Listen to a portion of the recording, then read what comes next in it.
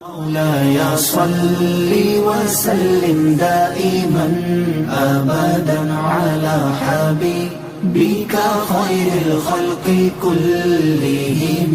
مولاي صل وسلم دائما أبدا على حبيبك خير الخلق كلهم. مولاي صل وسلم دائما أبدا.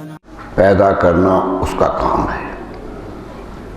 کسی کو پیدا کر کے کچھ زیادہ صلاحیتیں دے دی، کسی کو کم دے دی. زمین کو پیدا کیا تو بچھا دیا کہ بچھی رہو، جو چاہے اوپر سے گزر جائے، تم نے آہ بھی نہیں کرنی ہے. آسمان کو اوپر بچھا دیا کہ نیچے جو کچھ ہوتا رہے، تم نے دیکھنا تو ضرور ہے مگر عمل نہیں کرنا ہے. ایک درخت کو پیدا کر کے کہہ دیا کہ تمہارے سائے میں کوئی نماز پڑھنے لگ جائے یا کوئی عذاب کا کام کرنے لگ جائے، تمہیں مداخلت نہیں کرنی ہے. برائی سے برا کام بھی تیرے سایوں میں ہو جائے گا اور اچھے سے اچھا کام بھی تیرے سایوں میں ہو جائے گا. یہ مواخذہ ہم نے کرنا ہے، تمہیں صرف اس لیے پیدا کیا ہے کہ سایہ دے دو. پانی کسی کے حلق میں اترتے ہوئے نہیں پوچھتا ہے کہ یہ ذکر کرنے والا حلق ہے یا کفر کرنے والا ہے. ایک کافر بھی پیتا ہے تو اسی طرح اسے راحت ملتی ہے جیسے ایک مومن کو ملتی ہے. تو کہا کہ ہم نے پانی کو مسخر کر دیا ہے انسانیت کے لیے، حیوانات کے لیے، کہ جہاں جہاں ضرورت ہے وہ استعمال ہو جائے گا. اور لیکن وہ کیسے استعمال ہوگا، کون استعمال کرے گا، یہ مواخذہ ہم کریں گے کہ ہماری دی ہوئی نعمت کو تم نے خرچ کیسے کیا تھا. کسی نعمت کو یہ حق نہیں دیا کہ وہ خود سوال کرے کہ مجھے کیسے استعمال کر رہے ہیں. سارا حق اپنے پاس رکھا کہ ہم نے پوچھنا ہے کہ زمین ہم نے بچائی تھی تو کیسے چلے تھے، وہاں اکڑ کے چلتے تھے یا میرے بندے بن کے چلتے تھے.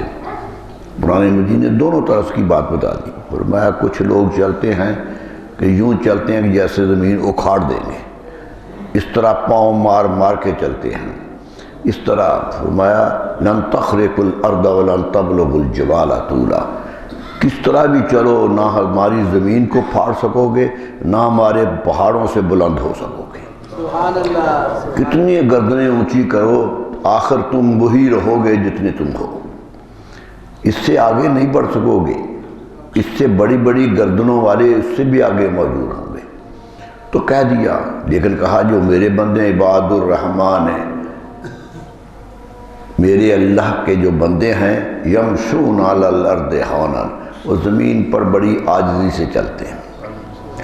وہ اللہ کی نعمت سمجھ کے چلتے ہیں کہ یہ مجھے نعمت دی ہے کہ میرے پاؤں اس پر جمے ہوئے ہیں. اگر نیچے کوئی پاؤں جمانے والی جگہ نہ ہوتی تو پھر کیا ہوتا.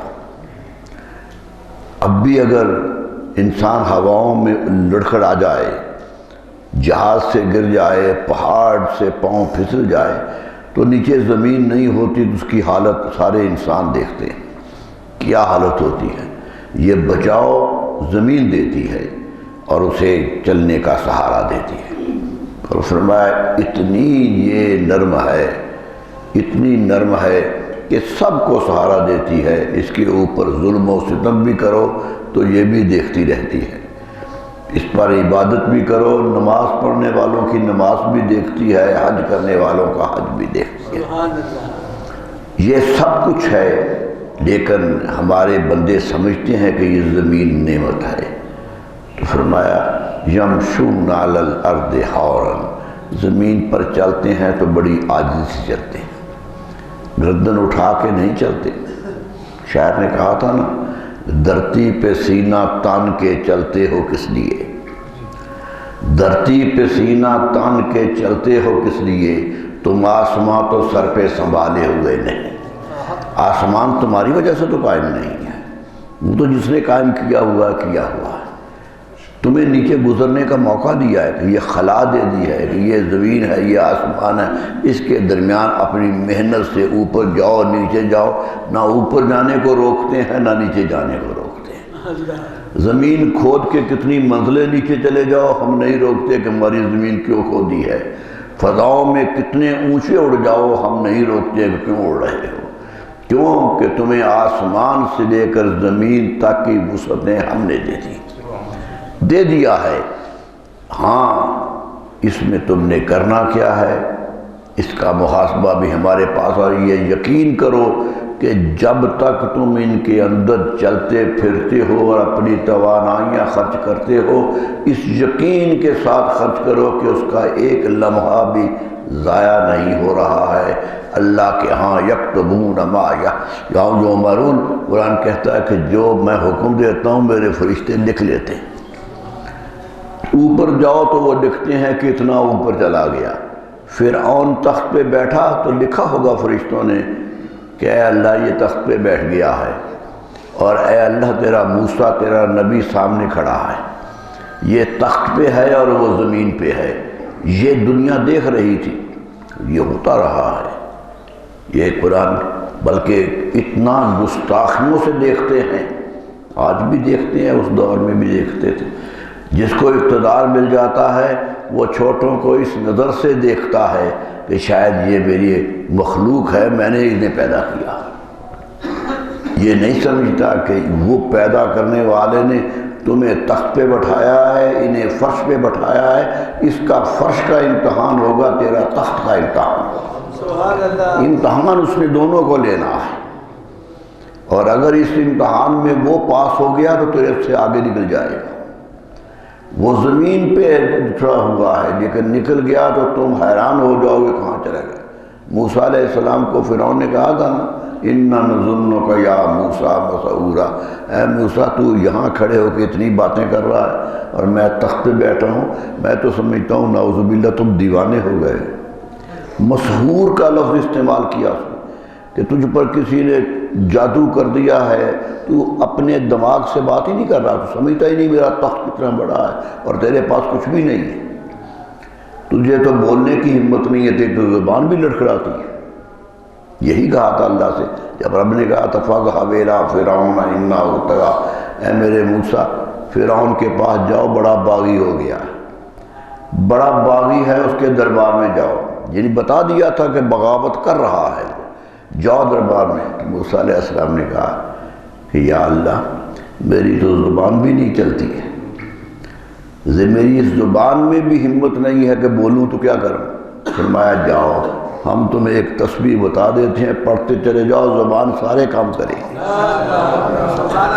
یہ بند بھی ہمارے حکم سے ہوئی ہے، چلے بھی ہمارے حکم سے، یہ چلے گی تو رب دعا مانگتے آئے، اور کیا ہوا یاد رکھ لیجئے، جب اللہ کی دی ہوئی نعمت کا شکر ادا کر لیا جائے تو اللہ اور دے دیتا۔ سبحان اللہ، یہ بات ان شکرتم لازیدنکم، قرآن کا حکم ہے، شکر کرنے کی عادت ڈالو، ہم دیتے جائیں گے۔ سبحان اللہ، تم شکر کرو ہم دیں گے، کیوں کہ تم قدر کر رہے ہو ہمارے دی ہوئی چیز کی۔ اس کو کیسے دیں جو قدر ہی نہیں کرتا ہے، جو قیمت ہی نہیں سمجھتا ہے۔ یہی ہے، مجھے یاد آ رہا ہے حضرت شیخ عبد القادر جیلانی علیہ پیران پیر نے لکھا کہ جب مجھے خواب میں نبی صلی اللہ علیہ وسلم کی زیارت ہوئی تو آپ نے کہا ہے عبد القادر میرے دین کی تبلیغ کرو، جاؤ۔ یہ بات یاد رکھیے، جو بھی اللہ کے دین کی تبلیغ کرتا ہے وہ اپنی مرضی سے نہیں کر رہا ہوتا، رسول اللہ صلی اللہ علیہ وسلم کی مرضی شامل ہوتی ہے اس میں۔ وہ حکم دیتے ہیں کہ جاؤ تبلیغ کر۔ یہ بات صحابہ سے بھی کہتے رہے اور جو بعد بھی آتا رہا ان کے ہاں بھی آ کے کہتے رہے۔ حضرت جنید بغدادی علیہ رحمۃ فرماتے ہیں مجھے خواب میں رسول اللہ صلی اللہ علیہ وسلم نے کہا کہ جنید میرے دین کی تبلیغ کر۔ یہ مرتبہ جسے بلند مل جائے وہ کیا ہے؟ میں نے آپ کو بتایا تھا حضرت جنید بغدادی کے ماموں تھے حضرت سدری سکتی، بہت بڑے ولی ہیں، بہت بڑے ولی یہ ان کے بانجے تھے اور ان سے پڑھتے تھے، انہی کی خدمت میں رہتے تھے۔ تو ایک دن بلا کے کہا کہ جنید اب پڑھ لیا، علم حاصل ہو گیا، جاؤ دین کی تبلیغ کرو۔ کہتے میرا جی نہیں چاہتا تھا جانے کو، رونق بڑی تھی، مجلس بڑی تھی، برکتیں بڑی تھی، میں کہاں جاتا باہر۔ میں نے بہانہ کیا، آپ چپ ہو گئے، کہتے چلو رہو۔ کہتے مہینہ گزرا تو پھر بلایا کہ جاؤ تبلیغ کرو۔ کہتے پھر میں نے کوئی بہانہ تراش دیا کہ کسی طرح نہ جاؤں، میں جانا نہیں چاہتا تھا۔ کہتے 3 دفعہ ایسا ہوا۔ وہ کہتے تھے اور میں کوئی نہ کوئی بہانہ اپنا کرتا تھا کہ حضرت صاحب مجھے یہ آتا نہیں، ابھی یہ میں نے پڑھا نہیں ہے، یہ کمی رہ گئی ہے۔ تو آپ چپ ہو جاتے تھے، جواب نہیں دیتے تھے۔ کہتے 3ری مرتبہ جواب دیا تو رات کو سویا تو رسول اللہ صلی اللہ علیہ وسلم تشریف لے آئے۔ خود کہتے ہیں میرے خواب میں آ گئے اور آنکھیں کہنے لگے جنید میرے دین کی تبلیغ نہیں کرو گے؟ خود کہہ دیا۔ کہتے میں گھبرا گیا، ڈر گیا۔ صبح اٹھا تو ماموں کے ہاں، ابھی فجر کی اذان نہیں ہوئی تھی، اندھیرا ہی تھا کہ دروازے پہ دستک دی۔ کوئی اندر سے ملازم نہیں آیا، کوئی مرید نہیں آیا، خود حضرت سری سکتی دروازہ کھولنے آئے۔ خود دروازے پہ آئے اور دروازہ کھولتے مجھے دیکھ کے مسکرانے لگے۔ کہتے میں بڑے پریشان تھا اور وہ مسکرا پڑے۔ کہا جنید تو میرے کہے پہ نہیں جاتا تھا، تو بھی میرے کہے پہ نہیں جاتا تھا، اب کیا جواب ہے؟ معلومہ انہیں بھی خبر تھی کہ وہاں گئے ہوئے۔ اللہ کا ولی میرے نزدیک تو ولی ہوتا وہ ہے جس کی نظر ہمیشہ رسول اللہ کے قدموں پہ لگی رہے، جو ہمیشہ انہیں دیکھتا رہتا ہے، جاگتا ہے تو ان کی سنتوں پہ، ان کے اعمال پہ، ان کے ارشادات پہ عمل کرتا ہے، سوتا ہے تو انہیں دیکھتا ہے۔ یہ کتنے واقعات ہیں، کتنا کچھ تاریخ بری ہوئی ہے۔ تو کہتے میں اس نے اس دن سے تبلیغ شروع کی۔ حضرت شیخ عبد القادر جیلانی رحمہ فرماتے میں نے تبلیغ نہیں کی تھی، 51 سال کا ہو گیا تھا، 50 سے بڑی عمر ہو گئی، تبلیغ نہیں کر۔ 33 سال ہو گئے پڑھتے ہوئے، 18 سال کے بغداد آئے تھے اور 51 سال ہو گئے، 33 سال علم پڑھا اور ہر اس دروازے پہ گئے جہاں کوئی عالم بیٹھا تھا۔ کہتے چھوٹا تھا بڑا تھا، ہر دروازے پہ دستک دی ہے اور علم سیکھا۔ سوچ لیجئے غوث اعظم کے نعرہ لگانے والوں کو خیال تو ہونا چاہیے کہ غوث اعظم تو علم کے دروازوں پہ ایک ایک کر کے جا رہے ہیں اور ہمیں علم کی خبر ہی نہیں ہے، نعرہ غوث اعظم کا ہے۔ ہم علم سے بے باک ہو گئے ہیں اور دعویٰ ان کی جانشینی کا ہے۔ ارے ان کی جانشینی تو یہ تھی کہ سب کچھ لکھا، کتنی کتابیں لکھی، کتنا کچھ لکھا، تفسیر قرآن چھپ گئی اب تو ان کی۔ تو کہتے میں تبلیغ نہیں کر رہا تھا، کیوں؟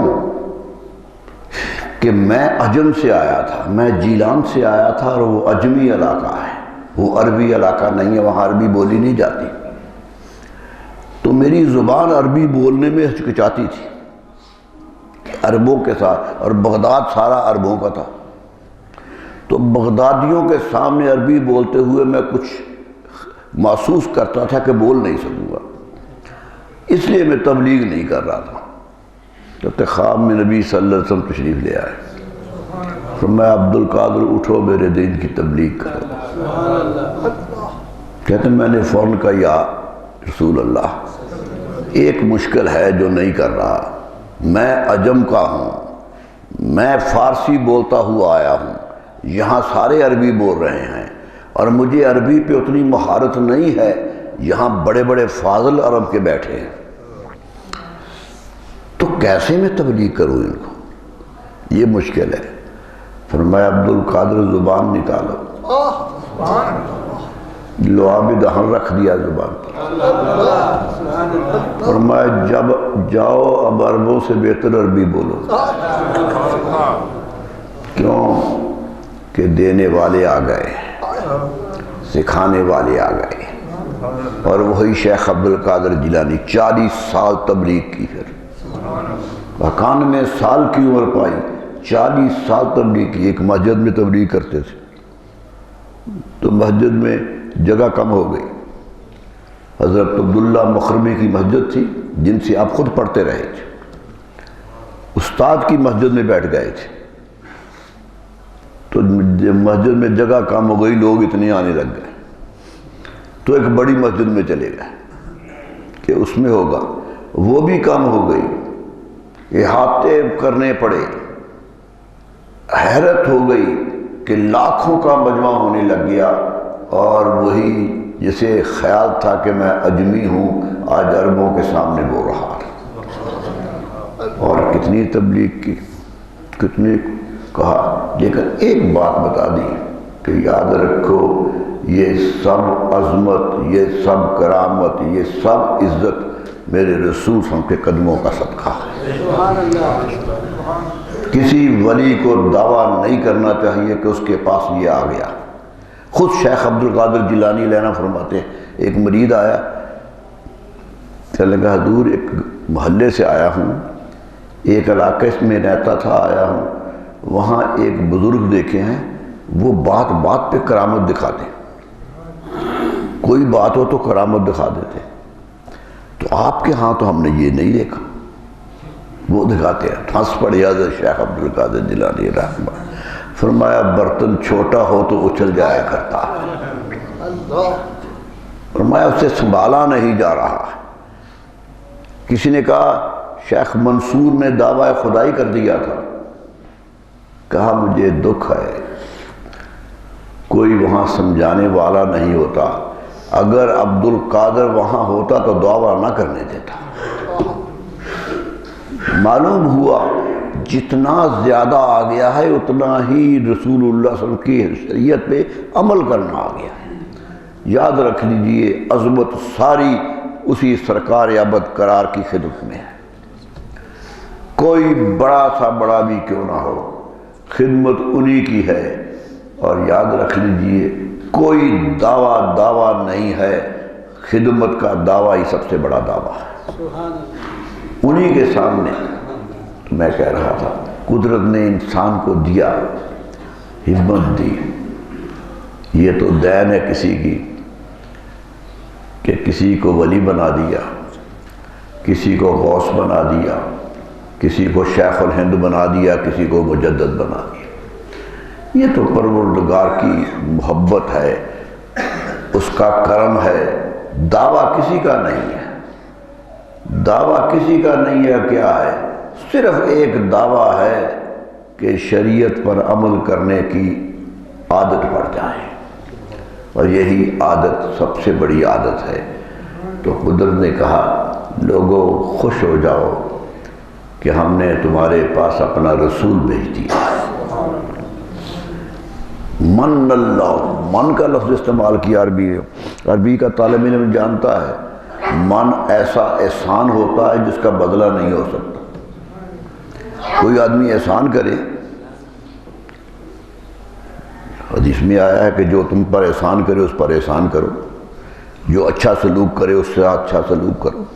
انسان احسان کے بدلے اتارتے رہتے ہیں، قدرت کہہ رہی ہے میں نے جو احسان کیا ہے اس کا بدلہ اتار نہیں سکو گے، میں نے اپنا رسول بھیجا ہے، یہ اتنا بڑا احسان ہے کہ اس کا بدلہ ہی تم نہیں دے سکے ہو، صرف یہی بدلہ دے سکتے ہو کہ عطایت کر لو، ان کو مان لو، ان کے پیچھے رہ لو۔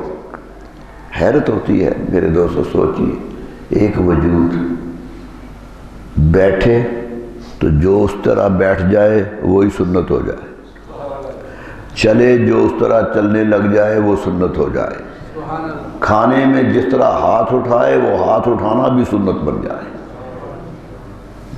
یہ حیرت کی بات ہے کہ ایک ایک عمل جو ہے وہ مقبول ہوتا جائے اور انسانیت کی بھلائی کا سرنامہ بنتا چلا جائے۔ ایک ایک عمل ایسا عمل ہے۔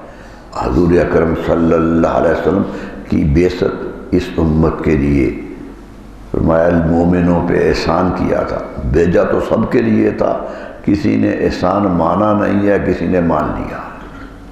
مومن وہ ہے جو اس احسان کو مان لیتا ہے اور پھر ساری عمر اتباع کرتا ہے، دیکھتا ہے۔ صحابہ اکرام کیوں صحابہ بن گئے؟ صرف بات میں نے کئی دفعہ یہ بات بتائی کہ صحابہ کی کیفیت یہ ہے کہ جب بھی انہیں حکم دیا گیا انہوں نے مان لیا۔ شراب پی جاتی تھی سارے عرب میں، عرب کی شاعری پڑھیے تو شراب کا ذکر ہے، اچھے سے اچھی شاعری بھی شراب سے بھری ہوئی۔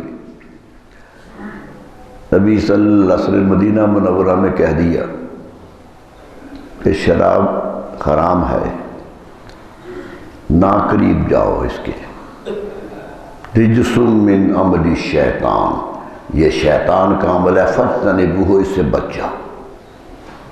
ایک حکم دے دیا، قیامت تک کے لیے شراب حرام ہو گئی، قیامت تک کے لیے۔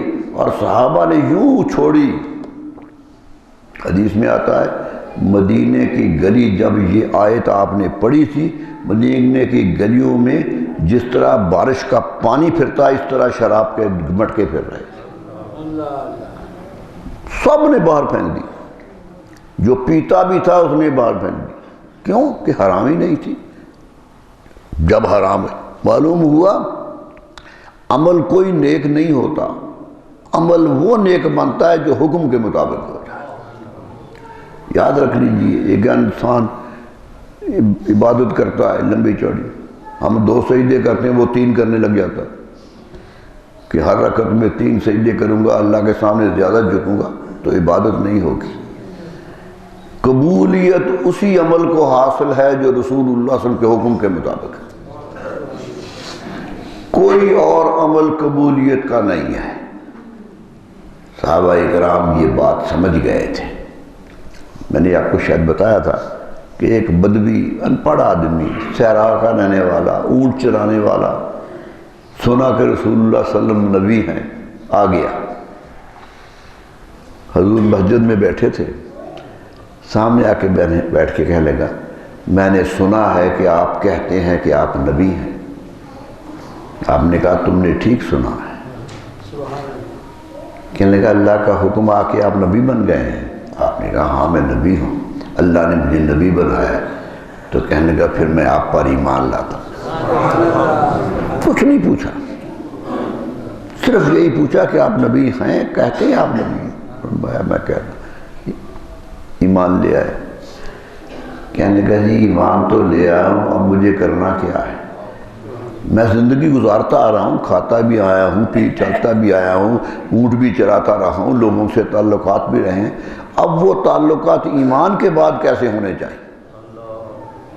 وہ سمجھتے تھے کہ اب بھائی سے ملنا بھی مختلف ہوگا، ایمان کی طرح ملے نہیں، یہ رسول اللہ کی سنت کے مطابق ملنا۔ یہ سمجھ گئے تھے وہ کہ دنیا کے عمل ختم ہو جاتے ہیں عمل رسول صلی اللہ علیہ وسلم۔ آپ نے کہا اللہ توفیق دے، ہمت دے تو 5 وقت نمازیں پڑھا کر۔ کہنے لگے جی قبول ہے، پڑھا کروں گا۔ ایک جملہ کہا، رسول اللہ صلی اللہ علیہ وسلم کے سامنے کہہ رہا کہ حضور اس سے زیادہ پڑھوں یا اس سے کم، کہ 5 ہی پڑھوں؟ آپ نے کہا میں نے 5 کا ہی حکم دیا ہے۔ کہہ گا لا ازید ولا انقص، میں آپ سے وعدہ کرتا ہوں کہ نہ تو میں نے زیادہ پڑھنی ہے نہ اس سے کم پڑھنا، 5 ضرور پڑھوں گا۔ آپ نے کہا تیرے لیے کافی ہے یہی۔ کہنے کا نماز پڑھ لی پھر کیا کروں؟ آپ نے کہا روزے آ جائے، رمضان کا مہینہ آ جائے تو روزے رکھنا۔ کہا جی پورے مہینے کے؟ آپ نے کہا پورے مہینے۔ کہنے لگا کسی اور مہینے کے روزے فرض تو نہیں ہیں؟ کہا نہیں۔ کہا میں وعدہ کرتا ہوں کہ رمضان کے روزے رکھوں گا، لیکن یہ ضرور کہتا ہوں کہ نہ ان سے کم کروں گا نہ زیادہ کروں گا۔ آپ حکم دیتے گئے، وہ قبول کرتا گیا، اور یہ جملہ زبان پہ کہتا چلا گیا کہ لا ازید ولا انقص، نہ میں نے زیادہ کچھ کرنا ہے، جو آپ نے کہا ہے وہی کرنا ہے، اور نہ میں نے کم کرنا ہے۔ جب ہو گئی بات کہنا جی اجازت ہے کہ چلا جاؤں اپنی صحرا کو، جنگلوں میں چلا جاؤں، اونٹ چراؤں جا کر؟ آپ نے کہا جاؤ، اللہ کے حوالے۔ اٹھ کے چلنے لگا، مسجد نبوی کے دروازے تک پہنچا تو آپ نے صحابہ سے کہا میرے صحابہ اس کو دیکھ لو، دیکھ لو اس کو۔ صحابہ دیکھنے لگے، فرمایا اگر کوئی حساب سے پہلے جنتی دیکھنا ہے تو یہ ہے۔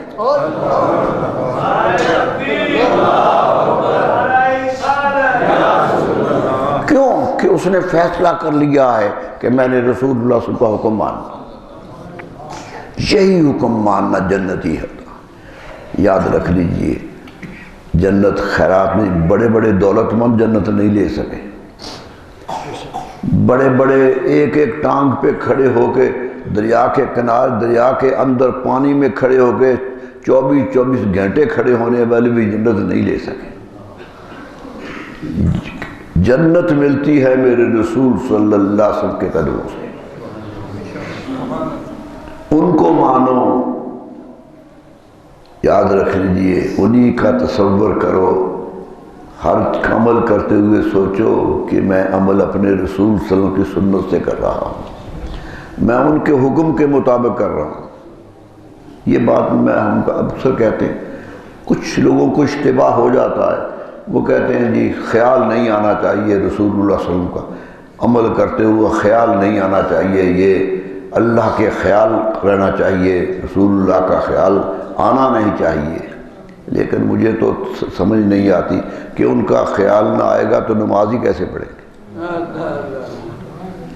نماز کے لیے کھڑے ہوئے ہو تو ہاتھ اٹھا کے کانوں کو لگائے ہیں، خیال نہیں آتا کہ کیوں لگائے ہیں؟ کہ رسول اللہ صلی اللہ علیہ وسلم نے ہاتھ اٹھائے تھے، وہ نہ اٹھاتے تو میں نہ اٹھاتا۔ یہ باندھے ہیں تو انہوں نے باندھے، کیوں جھگڑا ہے کہاں باندھے؟ کہ باندھنا ہی ساری بات انہی کا ہے۔ ایک ایک اس میں ایک ایک جگہ خیال آئے گا کہ ان کا، اور جب تک خیال نہ آئے میرے دوستو، یہ خیال تو کیا کامیابی کی دلیل ہے۔ ہمیشہ مڑ کے دیکھو اپنے رسول صلی اللہ علیہ وسلم، اتنا مڑ مڑ کے دیکھو کہ وہ نظر آنے لگ جائیں۔ یقین کیجئے علامہ اقبال کو ایک نے خط لکھا، ایک پڑھنے والے نے یونیورسٹی سے، کہ یہ جو مولانا کہتے ہیں کہ رسول اللہ زندہ ہیں، آپ کا کیا خیال ہے؟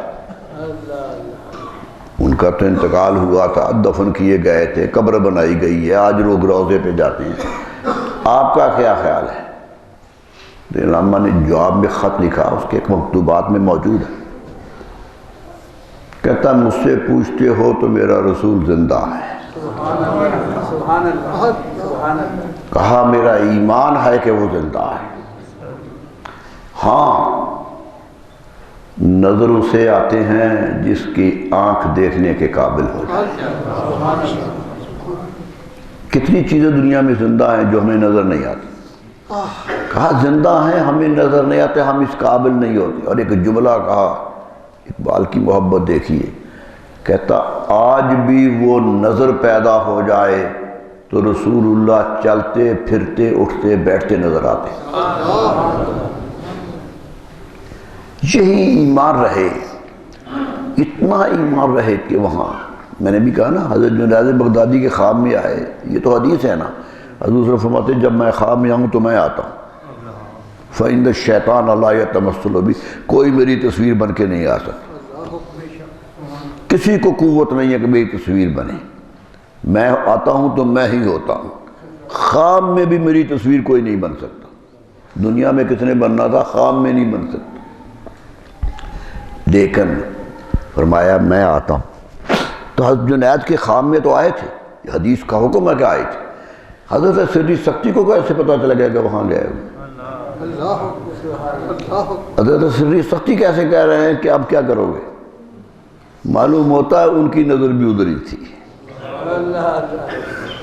کاملین کی نظر ادھر ہی رہتی ہے، وہ دیکھتے رہتے ہیں ہر لمحہ۔ حضرت ابو علی قلندر پانی پتی علیہ الرحمہ پانی پت میں بیٹھے درس حدیث سن رہے تھے، ایک مولانا حدیث کا درس دے رہے تھے۔ دیکھیے کتنے بڑے صوفی حدیث کے درس میں بیٹھے ہوئے ہیں، سبحان اللہ۔ مولانا صاحب درس دے رہے ہیں اور وہ بیٹھ کے سن رہے ہیں۔ یہ تھا علم کا چرچا۔ حدیث سنتے رہے، بڑے مستی سے بیٹھے تھے، خوش ہو رہے تھے حدیثیں پڑھی جا رہی۔ ایک حدیث مولانا نے پڑھی تو ابو علی قلندر نے سر اٹھایا، کہا مولانا یہ چھوڑ کے اگلی پڑھ لو۔ مولانا کہنے لگے کیوں، یہ کیوں چھوڑ دوں؟ کہا نہیں میری تو گزارش یہ ہے، کوئی وجہ تو نہیں، یہ چھوڑ دو اگلی پڑھ لو۔ وہ مولانا بھی ضد میں آ گئے کہ میں نے حدیث پڑھی ہے کیوں پڑھوں۔ جب بہت ضد کی تو کہنے لگے مولانا تو آپ نے ضد کر کے بات کو خراب کر دیا ہے، میں نے تو درخواست کی تھی کہ اگلی پڑھ لو۔ یاد رکھو جب آپ حدیث پڑھتے ہیں تو میں گنبد خضرا دیکھتا ہوں، میں اپنے رسول صلی اللہ علیہ وسلم کو دیکھتا ہوں، وہ خوش ہو رہے ہوتے ہیں کہ میری حدیث پڑھی جا رہی ہے، وہ خوش ہوتے ہیں کہ میری حدیث پڑھی جا رہی ہے، لوگ میرا قول پڑھ رہے ہیں، میرے افعال پر عمل کر رہے ہیں۔ کہا یہ جب تم نے حدیث پڑھی تو رسول اللہ کے چہرے پہ خوشی نہیں آئی، میں سمجھ گیا یہ ان کی نہیں ہے۔ مجھے شک ہو گیا کہ یہ ان کی سے، میں نے کہا تھا تحقیق بعد میں کر لیں گے، اسے چھوڑ دو آگے چلے جاؤ۔ میرے دوستو یہ لوگ تو وہ ہیں، کامیاب تو وہ لوگ ہیں کہ ہمیشہ انہیں دیکھتے ہیں، ہمیشہ ان پر نظر رہتی ہے، یہی نظر کامیابی کی نظر ہے۔ تو قرآن نے کہا کہ احسان کیا ہے ہم نے رسول اللہ صلی اللہ علیہ وسلم کو پیدا کیا، یہ تم پر احسان ہے کہ رسول اکرم صلی اللہ علیہ وسلم آئے۔ میرے دوستو تاریخ گواہ ہے، جب وہ نہیں آئے تھے تو کیا تھا، کیا حال تھا۔ مکہ مکرمہ میں حضرت اسماعیل علیہ السلام آباد ہوئے تھے، یہ پہلے ہیں جو عرب بنے تھے۔ حضرت ابراہیم علیہ السلام انہیں چھوٹی عمر میں ماں کی گود میں تھے یہاں چھوڑ گئے تھے۔ عرب کہتے ہیں کہ پہلا باہر سے آ کر عرب بننے والا حضرت اسماعیل علیہ السلام، اس لیے انہیں عرب مستعربہ کہتے ہیں کہ جو عرب بن گئے تھے، کنعان کے رہنے والے تھے، عرب بن گئے تھے کہ عرب میں آ گئے تھے، وہاں سے حضرت ابراہیم علیہ السلام لے کے آ گئے تھے، چھوڑ گئے تھے، عرب بن گئے تھے۔ ان کی اولاد چلتی رہی، شادی ہوئی وہاں ایک قبائلی قبیلے سے، ایک صحرائی قبیلے سے، بنو جرہم قبیلہ تھا صحرا کا، وہ گھومتا ہوا آ گیا، پانی دیکھا، ڈیرے ڈگا دیے، پانی عربوں میں ملتا نہیں ہے، ساری لڑائیاں عرب کی جتنی لڑائیاں ہیں یا تو گھوڑا دوڑانے پہ ہوئی ہیں یا چشموں پہ ہوئی ہیں۔ 40 سال جنگ لڑی ہے قبیلوں نے ایک چشمے کے لیے، پانی نہیں تھا، پانی کے قطرے سب سے قیمتی چیز تھے، پیاس بجھتی نہیں تھی، وہ تو بادلوں کو دیکھتے رہتے تھے، یہ حالت ہوتی تھی۔ تو چشمہ اتنا بڑا پانی کا مل گیا اور اب خوش ہو گئے، وہاں آبادی ہونے لگئی، اور یہ دیکھو شہر مکہ آباد ہو گیا۔ یہ شہر مکہ کی آبادی کا پہلے آ کے بسنے والے قبیلہ بنو جرہم کے لوگ تھے، اور انہی خاندان میں حضرت اسماعیل علیہ السلام کی شادی ہوئی۔ جب جوان ہوئے تو شادی بھی انہی میں ہوئی، اولاد بڑی، آگے گئی، قبیلے چلتے رہے۔ حضرت اسماعیل علیہ السلام سے لے کر رسول اکرم صلی اللہ علیہ وسلم کوئی نبی نہیں آیا۔ دوسرے بھائی حضرت اسحاق تھے، وہ عراق میں رہے، ان کے ہاں اتنے نبی آئے کہ 1,24,000 نبیوں میں سے زیادہ تر اسی خاندان سے آئے۔ بستی نبی تھے، گلی نبی تھے۔ روایت آتی ہے کہ حضرت عیسیٰ علیہ السلام تبلیغ کرتے ہوئے ایک ندی کے کنارے پہنچ گئے تو ندی کے پار حضرت یحییٰ کھڑے تھے، 2 نبی ایک ہی بستی کے ادھر ادھر کھڑے، اتنے نبی آئے کہ 1,24,000 نبیوں کا گروہ بن گیا، لیکن ادھر کوئی بھی نہیں آیا۔ حضرت اسماعیل علیہ السلام کے بعد تقریباً 61 نسلیں ہیں، 61 نسلیں ہیں، 40 حضرت عدنان تک اور 21 کو تو رسول اللہ صلی اللہ علیہ وسلم نے خود بیان کیا۔ خود لوگوں نے پوچھا تھا آپ کا خاندان کیا، تو آپ نے اپنے باپ دادا پردادا کا ذکر کیا، نام لے کے ذکر کیا تھا۔ اس سے ایک بات یاد ہوئی نا، ماں باپ اچھے ہوں تو ذکر کیا جاتا ہے، کمزور ہو تو بیٹا بھی باپ کا ذکر نہیں کرتا، بیٹا بھی بھول جاتا ہے۔ یہ ہوتا نہیں ہے کہ ایک مزدوری کرنے والا باپ ہو، بیٹا ڈپٹی کمشنر ہو جائے تو وہ باپ کا ذکر نہیں کرتا، کیوں کہ وہ اس قابل نہیں تھا۔ رسول اللہ صلی اللہ علیہ وسلم نے 21 پشتوں کا خود ذکر کیا۔ یہی دلیل ہے ہمارے پاس کہ یہ سب بڑے لوگ تھے، کہ رسول اللہ کی زبان پہ آئے ہیں، اور آپ گنتے چلے گئے کہ میرا باپ یہ تھا، اس کا باپ یہ تھا، اس کا باپ یہ تھا، گنا ہے۔ وہ قصی بن ایک نام گنا اور حدیث کی کتابوں میں موجود ہے۔ اور معد بن عدنان پہ گئے، 21 میں پشت پہ حضرت عدنان کا نام ہے۔ فرمایا مکے والوں جانتے ہو یہ اسماعیل کی خاندان سے تھے، اور میں آگے بھی بیان کروں یا یہاں سے یقین ہو گیا اسماعیل کا، کیوں یہ اسماعیلی خاندان ہے تو معلوم ہوا۔ اس لیے تو ہمارا ایمان ہے، دیکھیے کہ ضمنی بات میرے ذہن میں آ گئی، اس لیے تو ایمان ہے، ہم یقین سے کہتے ہیں کہ رسول اللہ صلی اللہ علیہ وسلم کا خاندان آپ سے لے کر آدم علیہ السلام تک سارا جنتی، سارا مومن خاندان ہے۔ وَتَقَلُّبُكَ فِي السَّاجِدِينَ، قرآن کہتا ہے آپ کو تو ہم پھیر کے لائے ہیں سجدہ کرنے والوں میں سے، سجدہ ہی گزار تھے سارے کے سارے۔ آج حالات پڑھ لیجیے، انصاب العرب کتاب چھپ گئی، علامہ بلازری جو پہلا مورخ ہے عالم اسلام کا، 276 ہجری کا وفات ہے اس کی، انصاب الاشراف لکھی 2 جلدوں میں، جس میں نسب نامے لکھے، اور سب سے پہلے رسول اللہ صلی اللہ علیہ وسلم کا نسب نامہ لکھا اور کہہ دیا کہ یہ لوگ تھے۔ اور حیرت ہوتی ہے کہ ہر ایک اتنا قیمتی وجود ہے، اتنا بڑا وجود ہے، بلکہ میں تو کبھی اس طرح بھی حیران ہوتا ہوں کہ ان کے قول پڑھیں کہ وہ کیا کرتے تھے۔ ان کی کئی باتیں وہ ہیں جو رسول اللہ صلی اللہ علیہ وسلم نے حدیث میں بیان کی۔ حدیث میں حضرت قصی کا انتقال ہوا، حضور صلی اللہ علیہ وسلم کے دادوں میں سے ہیں قصی بن کلاب، تو بیٹوں کے 3 بیٹے تھے، تینوں کو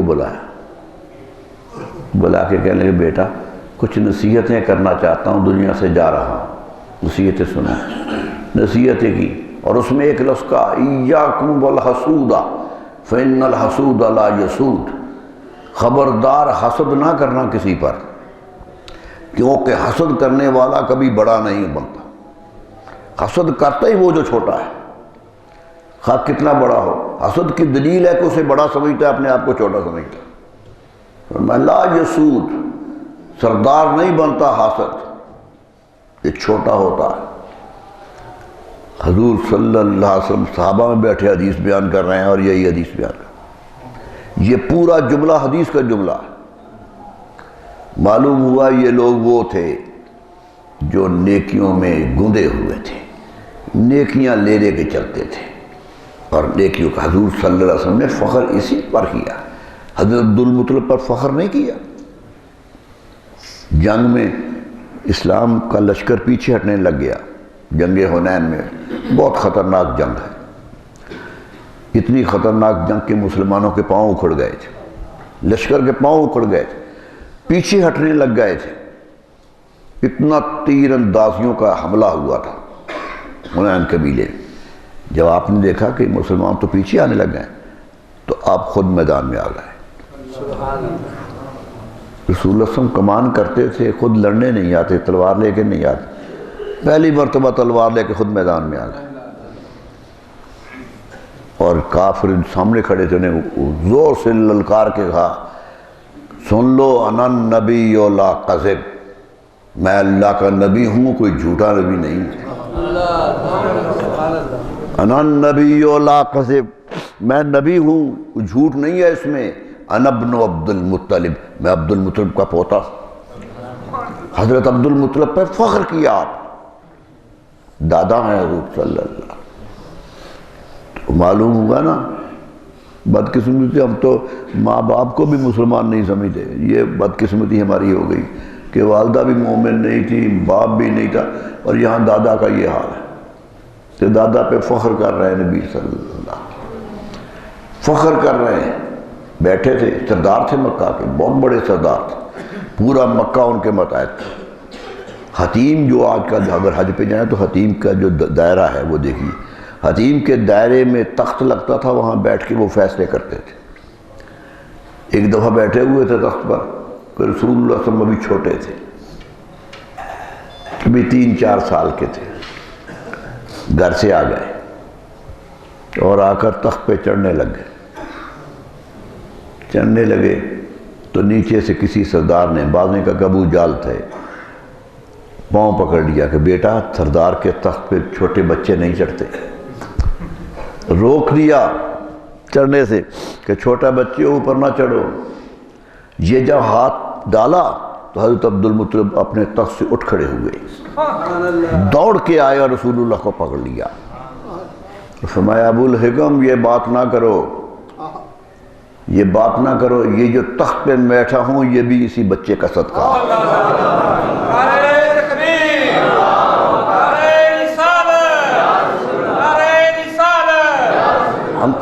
ہم تو اسی کے صدقہ کھا رہے ہیں، جسے اتنا یقین ہو چھوٹی عمر میں۔ حدیث میں آتا ہے جب آپ پیدا ہوئے نا، نبی صلی اللہ علیہ وسلم پیدا ہوئے تھے تو آپ کی والدہ کے پاس جو خدمت گزار عورتیں تھیں کہ اس وقت بچہ پیدا ہوتا تو عورتیں اکٹھی ہو جاتی ہیں، ان میں حضرت صفیہ بھی تھی۔ حضرت صفیہ حضور کی پھوپھی ہیں، حضرت عبد المطلب کی بیٹی ہیں، بہت بڑی۔ جنت البقیع میں اگر جائیے تو دروازے سے داخل ہوتا ہی بائیں طرف مڑیے تو پہلی قبر حضرت صفیہ کی ہے، دعوت دے رہی ہے کہ آؤ میری قبر سے ہو کے آگے جاؤ، وہاں قبر ہے ان کی۔ حضرت صفیہ بچے کو وصول کر رہی ہے، وہ دنیا میں آ رہے ہیں، پتہ چل گیا حضرت عبد المطلب کا خانہ کعبہ کا طواف کر رہے ہیں، اور آنکھوں میں آنسو ہے کہ یا اللہ نعمت دے دے جس کا تو نے وعدہ کیا تھا۔ انہیں خبر تھی کہ آنے والے، وہ کہتے ہیں میں نے خواب دیکھا تھا جوانی میں کہ میری نسل سے ایک برگزیدہ وجود پیدا ہوگا، میں اس کی تلاش میں تھا، اور اس کا مصداق میں حضرت عبداللہ کو سمجھتا تھا کہ اس کی نسل آئے گی۔ جوانی میں جب انتقال ہو گیا حضرت عبداللہ، تو بہت جوانی میں انتقال ہو گیا، ایک ہی بچہ پیدا ہوا پھر باپ کا انتقال ہو گیا۔ فرمایا مجھے بڑا دکھ تھا کہ کیا ہوگا، تو میں اپنی بہو کی طرف دیکھتا رہتا تھا کہ شاید اب آنے والا جو ہے وہ اس خواب کی تعبیر بن جائے۔ کہتے میں میرا تصور یہ تھا، تو کہتے میں وہاں طواف کر رہا تھا تو مجھے خبر ملی کہ پوتا پیدا ہوا۔ اللہ اللہ، حفیظ جلندری نے کتنی محبت سے بات کہی کہ اچانک صبح کی پہلی کرن ہنستی ہوئی آئی، اچانک صبح کی پہلی کرن ہنستی ہوئی آئی، مبارک باد بن کر یہ خبر دادا کو پہنچائی۔ کیا خبر تھی کہ قسمت نے تیری سوکھی ہوئی ڈالی ہری کر دی، کہ قسمت نے تیری سوکھی ہوئی ڈالی ہری کر دی، تیری بیوہ بہو کی گود اپنے نور سے بھر دی۔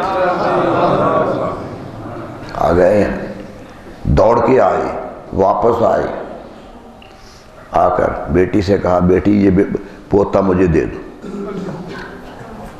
بیٹی نے کہا ابا جان ذرا تھوڑا سا صبر کیجئے، ابھی ہم نے نہلایا نہیں ہے، ابھی بچہ پیدا ہوا نہلایا نہیں ہے۔ تو یہ جملہ ہے دادا کا کہ بیٹی دے دو، اسے نہلانے کی ضرورت نہیں ہے۔ یہ رحمت بن کے آیا ہے، نور ہے، اسی طرح پکڑ کے کعبہ میں لے گئے، اور کعبہ کے گرد کھڑے ہو کے شکر کرنے لگے کہ یہ آ گیا، میرے دوستو کعبہ بھی فخر کرتا ہوگا کہ میرا محافظ آ گیا ہے. چلے تھے لے کر. دادا کو کتنا ناز ہے اس پوتے پر کہ پیدا ہوتے ابھی چند لمحے ہوئے ہیں تو لے کے جا رہا ہے کعبہ. شجر رستے میں استادہ ہوئے تعظیم کی خاطر. شاعر کہتا درخت کھڑے ہو کے سلام کر رہے تھے. حضور صلی اللہ علیہ وسلم فرماتے ہیں مجھے آج تک وہ پتھر یاد ہیں جو مجھے راستے میں سلام کرتے تھے. اللہ تعالیٰ نے تو کیا میرے دوستو قدرت نے کہا کہ یہ تو انعام ہی انعام ہے. آنا بھی رحمت ہے. جس دن آئے تھے کتنی دنیا پہ رحمت آئی تھی, کیا کچھ ہوا تھا. اور حیرت کی بات ہے, عجیب سی بات بتاؤں, جب عربوں کا رواج یہ تھا کہ عقیقہ کرتے تھے, حضور صلی اللہ علیہ وسلم کا 7ویں دن عقیقہ ہوا. صفا و مروہ پہاڑی کے درمیان میدان میں ہوا. عقیقہ کیا گیا. عقیقے میں جانور ذبح کرتے ہیں, گوشت مار دیتے ہیں. حضرت عبد المطلب نے یہ نہیں کیا. دادا ہی تھا نا, باپ تو تھے نہیں. دادا نے کہا نہیں, مکے والوں کی دعوت ہے, صرف گوشت کے ٹکڑے نہیں بھیجنے ہیں, دعوت دینی ہے. فخر تھا انہیں کہ میرا پوتا ہے. دعوت دی. سارے کھڑے تھے, سارے کھانے میں آئے. وہ سردار جو دشمن بننے تھے, وہ جو دوست بننے تھے, سارے ہی آج موجود تھے. کھانا ہو چکا تو ایک سردار نے کہا سردار مکہ پوتے کا نام کیا رکھا, کیونکہ 7ویں دن نام بھی رکھتے تھے. نام بھی رکھتے تھے. 7واں دن عقیقہ ہو رہا تو کہنے لگے محمد نام رکھا ہے. اللہ اللہ. ہم نے بھی عربی کے کچھ چیزیں پڑھی ہیں. پورے عرب میں یہ نام نہیں تھا, حالانکہ یہ عربی نام ہے. وزن بھی عربی ہے, مادہ بھی عربی ہے.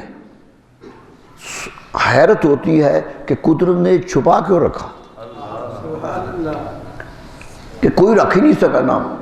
بڑے بڑے نام رکھے گئے, محمد کسی نے نہیں رکھا. تو جب یہ نام سنا تو سارے ایک دوسرے کو تکنے لگے کہ یہ نام کہاں سے آ گیا,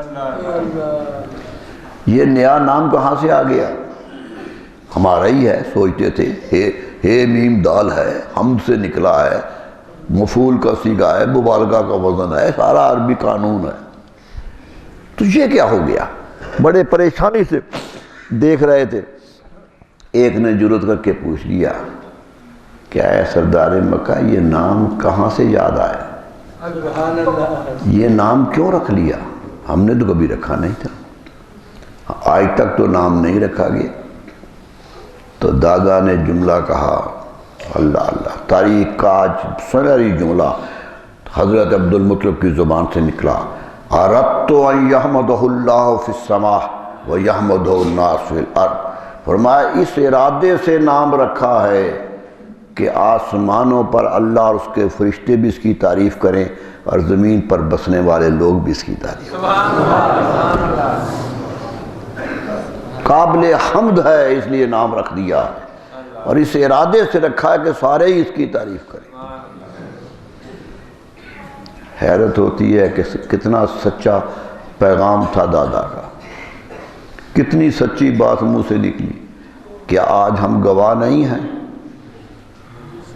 کہ کون سی جگہ جہاں ان کی تعریف نہیں ہو رہی. ارے اپنے بھی کر رہے ہیں, غیر بھی کر رہے ہیں. ہندو شاعر کہتے ہیں, انگریز بولتا ہے, کتاب لکھی انگریز میں, یورپ سے کتاب آئی, 100 بڑے آدمی بھی دنیا میں آج تک کتنے آدمی پیدا ہوئے, بڑے کون سے ہیں, پہلا نام رسول اللہ کا لکھا. سوال ہو گیا کہ تم تو عیسائی ہو, لکھنے والا نصرانی ہو, تمہارا نبی تو حضرت عیسیٰ علیہ السلام ہے, تم نے اپنے نبی کا نام کیوں نہیں پہلے لکھا. امتی کا حق ہے کہ اپنے نبی کا نام لکھے. کہنے لگا میرے دل میں بھی آیا تھا کہ اپنے نبی کا نام لکھوں, لیکن جب مقابلہ کیا تو بڑے یہی تھے، بڑے یہی تھے۔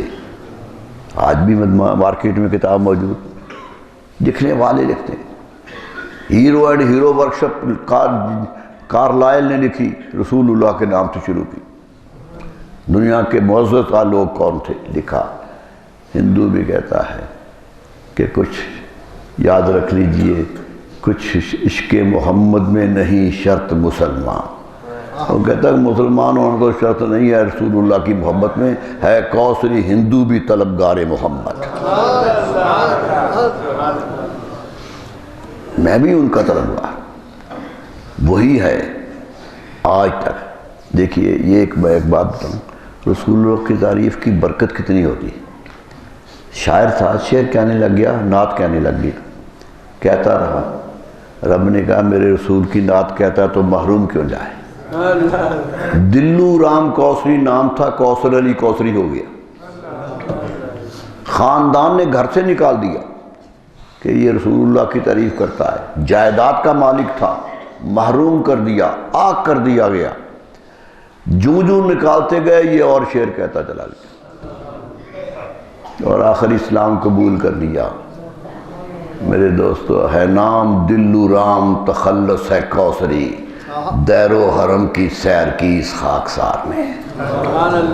کہتا وہاں سے آیا، اور ایک ایسا شعر کہہ گیا جب میں پڑھتا ہوں تو مجھے حیرت ہوتی ہے کہ یہ مسلمان سے نہیں نکلا، اس سے نکلا جو آج ہی اسلام قبول کر رہا ہے، کہ منکر نکیر کرنے لگے عذر و معذرت۔ کہتا مر کے قبر میں جاؤں گا تو منکر نکیر آئیں گے، جب مجھے دیکھیں گے تو معذرت کر کے واپس چلے جائیں گے۔ کہتا سوال نہیں کریں گے مجھ سے۔ منکر نکیر کرنے لگے عذر و معذرت، کس کا لیا ہے نام یہ صاحب مزار نے۔ میں رسول اللہ کا نام لے دوں گا، وہ واپس لوٹ جائے۔ وہاں کا کچھ ہو گیا، اتنی کیفیت ہو گئی۔ میرے دوستو، فخر کرو کہ وہ رسول ملے ہیں جو کائنات کے محبوب ہیں، سب کے محبوب ہیں۔ بات لمبی ہو رہی ہے، ختم کر۔ ایک اور ہندو شاعر کا شعر یاد آ رہا، میاں والی کا شاعر تھا، بھگوان داس نام تھا، نعت کہنے لگ گیا اور عجیب کہتا خدا کا وہ نہیں ہوتا، خدا اس کا نہیں ہوتا، خدا کا وہ نہیں ہوتا، خدا اس کا نہیں ہوتا، جسے ہونا نہیں آیا تمہارا یا رسول اللہ، جسے ہونا نہیں آیا تمہارا یا رسول۔ اور ایک عجیب بات کہہ گیا، کہتا ہے خدا حافظ خدا ناصر صحیح، لیکن یہ معاشر ہے۔ خدا حافظ و ناصر ہے، لیکن قیامت میں وہ حفاظت کرے گا، نصرت کرے گا، وہ تو حساب پوچھے گا۔ قیامت میں تو حساب پوچھے گا۔ اب معاشر ہے، یہاں یہ حفاظت نہیں ہوگی، یہاں سوال و جواب ہوگا۔ خدا حافظ خدا ناصر صحیح، لیکن یہ معاشر ہے، یہاں تو آپ ہی دیں گے سہارا یا رسول اللہ، یہاں تو آپ ہی دیں گے سہارا یا رسول اللہ۔ کیفیت دیکھیے دنیا کا، فرق ہے کہ یہ ہندوستان کا بہت بڑا آفیسر جو انڈیا سروس کمیشن کا چیئرمین تھا، جو ڈپٹی کمشنر اور کمشنر بھرتی کرتا ہے، وہ بورڈ کا چیئرمین، بابا فرید گنج شکر علیہ رحمہ کے عرس پہ آیا، کہتا مجھے عشق ہے بابا فرید سے، میں آیا ہوں عرس پہ، ویزا لے کے آ گیا، وہاں مشارہ تھا، ایک نعت پڑھ گیا، ایک عجیب سی نعت پڑھ گیا وہاں، ایک عجیب، کہتا ہے میں مسلمان نہیں ہوں، لیکن جب کبھی جاتے ہیں مل کر سوئے طیبہ خوش نصیب، خوش نصیب لوگ ہیں جو مل کے جاتے ہیں مدینہ، جب کبھی جاتے ہیں مل کر سوئے طیبہ خوش نصیب، کارواں کے ساتھ گردے کارواں ہوتا ہوں میں، کارواں کے ساتھ گردے کارواں ہوتا ہوں میں، دیکھنا روح الامی کا ہم آنا ہوتا ہوں میں۔ میرے دوستو، حقیقت یہ ہے کہ اندر سے محبت کا جذبہ قدرت نے رکھا ہی رسول پاک صلی اللہ علیہ وسلم، ایک ایک نے محبت کی ہے۔ ہمارا حق ہے، ہم تو ایمان کا دعویٰ رکھتے ہیں۔ آ رہا ہے ان کا مہینہ، ان کی آمد کے دن شروع ہو گئے۔ یاد رکھ لیجئے کہ ان کی آمد ہی ہمارے لیے فخر ہے۔ وہی ہیں جو ہمارا سہارا ہیں، دنیا میں بھی سہارا ہیں، آخرت میں بھی سہارا ہیں۔ اللہ تعالیٰ ان سے محبت کی ذوق عطا فرمائے، محبت کرنے کے لگن عطا فرمائے۔ ہر لمحہ انہیں یاد کیجئے، ذکر کرتے رہیے۔ کوثری نے کہا تھا، جس کا میں نے پہلے ذکر کیا، کہ وظیفہ یہی کوثری جی ہے اپنا۔ کہتا اب تو میں وظیفہ کرتا ہوں، وظیفہ یہی کوثری جی ہے اپنا، جپا کرتے ہیں ہم محمد محمد۔ ہم تو ان کا نام ہی لیتے رہتے۔ یہ ہے، اللہ کرے ہمیں نام لینے کی سعادت حاصل ہو جائے، ان کی محبت کرنے کا سلیقہ آ جائے۔ اللہ تعالیٰ سے دعا ہے کہ ہمیں رحمتوں سے نوازے اور رسول پاک صلی اللہ علیہ وسلم کی محبت کی توفیق عطا فرمائے۔ وآخر دعوانا الحمدللہ رب العالمین۔ مولاي صل وسلم دائما أبدا على حبيبك خير الخلق كلهم. مولاي صل وسلم دائما أبدا على حبيبك خير الخلق كلهم. مولاي صل وسلم دائما أبدا